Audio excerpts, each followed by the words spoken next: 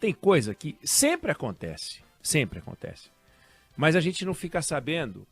E por que não fica sabendo? A gente acha que não acontece. Parece meio maluco o que eu tô falando, mas não é porque a gente não sabe que as coisas acontecem, deixam de acontecer, né? A desinformação não significa que não tem alguma coisa acontecendo.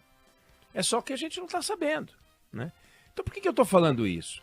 Porque a gente está acompanhando como nunca acompanhou.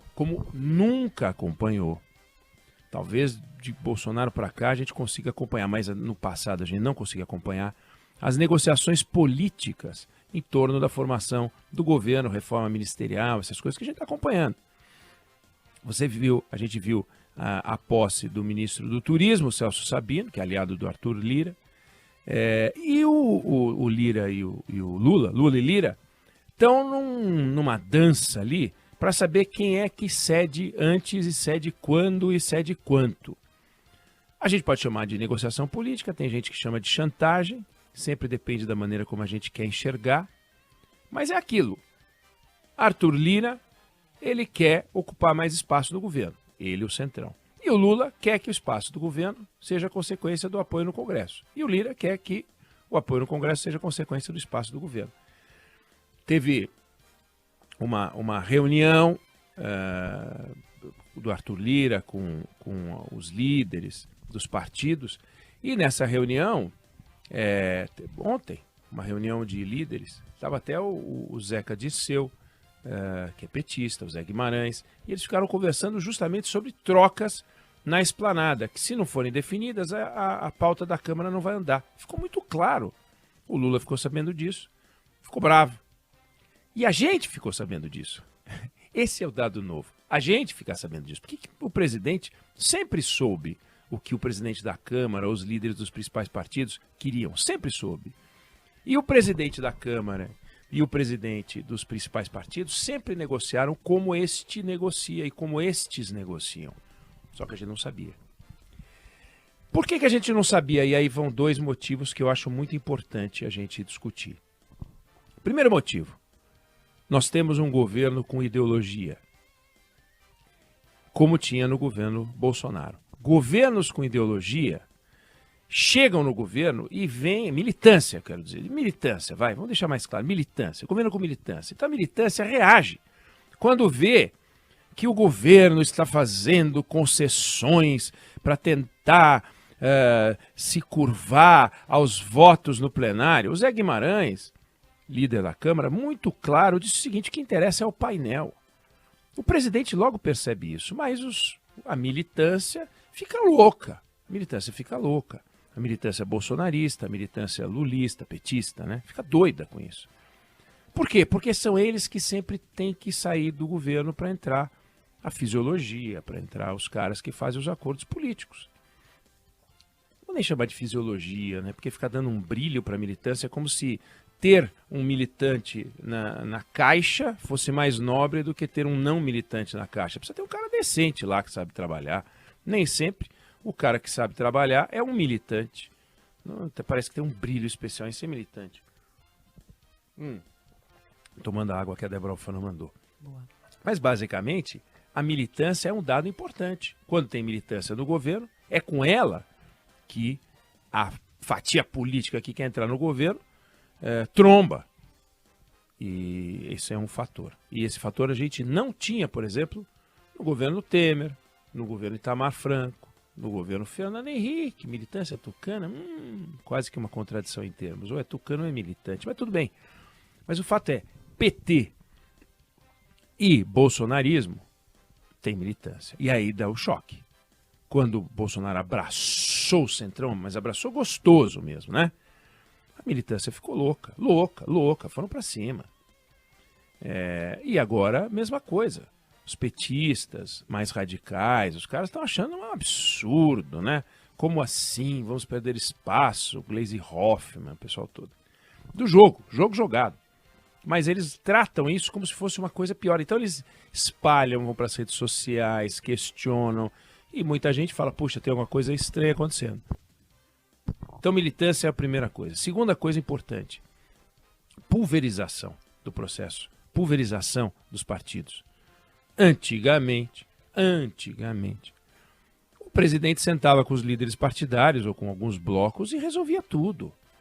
O Temer, por exemplo, ele foi lá e entregou a saúde para o PP. Pum, toma o PP, fica aí. Caixa Econômica, toma, leva. Cidades, PSDB, leva. Acabou. Simplifica. Não é nem mais ético nem menos ético, é só mais simples.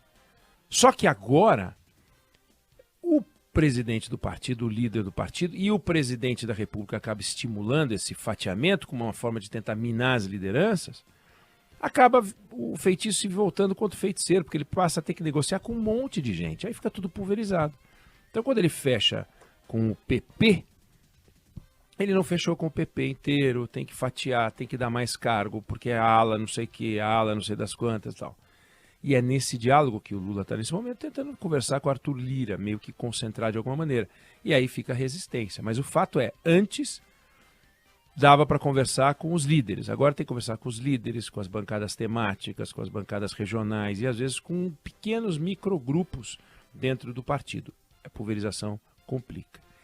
E, por último, a concentração de poder. Quer dizer, além da pulverização dentro de um mesmo partido, o número de partidos, que hoje diminuiu em relação ao que já foi, né? Mas houve um tempo em que você tinha uma concentração muito grande.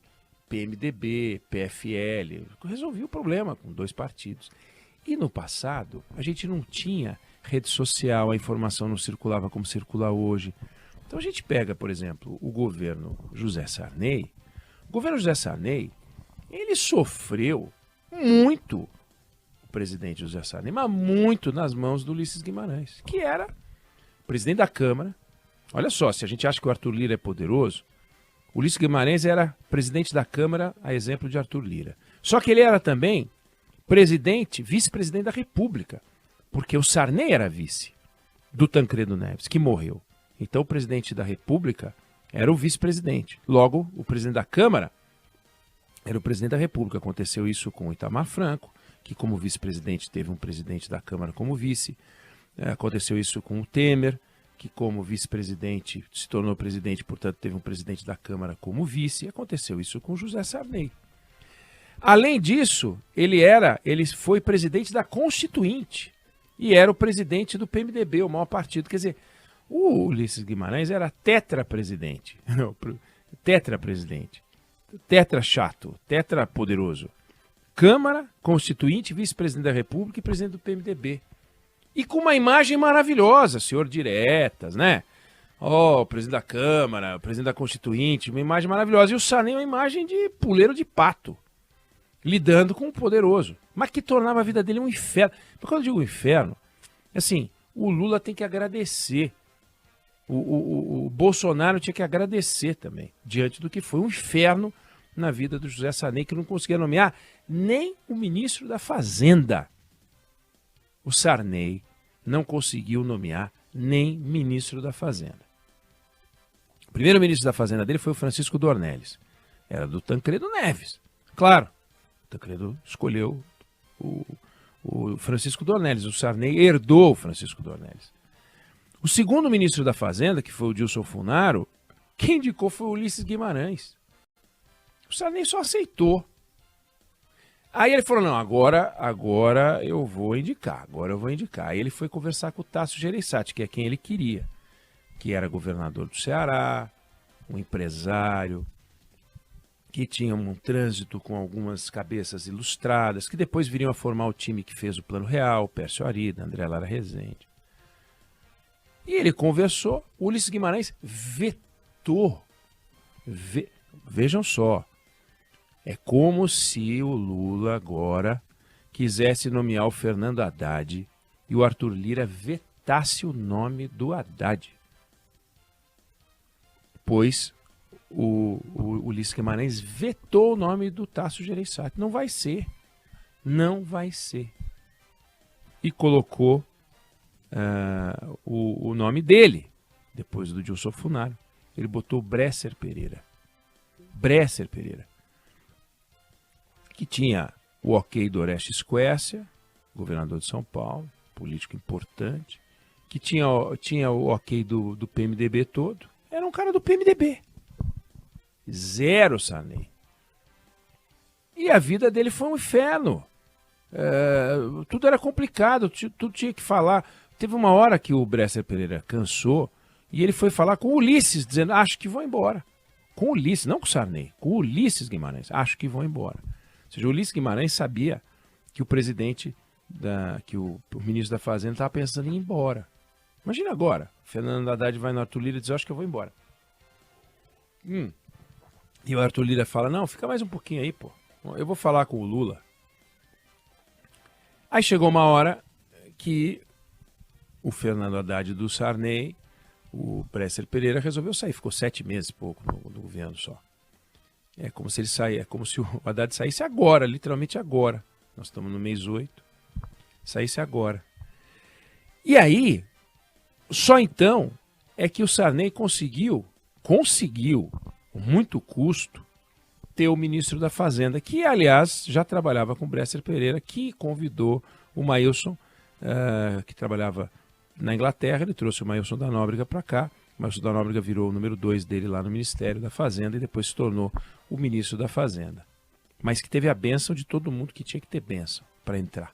Mas o fato é que ele não conseguiu nomear nem o ministro da Fazenda.